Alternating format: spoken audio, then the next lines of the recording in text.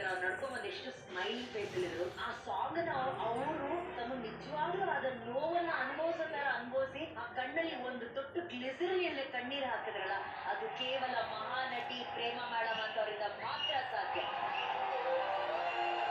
ತರುಣ್ ಅವರೇ, super ma'am, thank you so much. But what a beautiful performance, what a beautiful. First time ನನಗೆ ಇಲ್ಲಿ monitor ನೋಡ್ಬೇಕು ಅನಿಸ್ತಾ ಇದೆ, ಲೈವ್ ಅಲ್ಲೂ ನೋಡ್ಬೇಕು ಅನಿಸ್ತಾ ಇದೆ.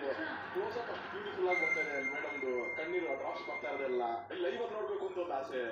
Beautiful madam, hats off, hats off. Ramesh sir, ನೀವೇನೋ ಹೇಳ್ಬೇಕು? So nice, so nice, beautiful Prema. This is what matters.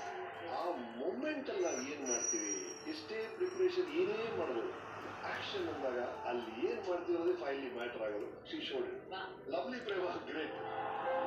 Thank you so much ma'am. ಬರಲಿಲ್ಲ ಮಹಾನಟಿ ಪ್ರೇಮ ಮಾಡುವ ಚಪ್ಪಾಳೆ.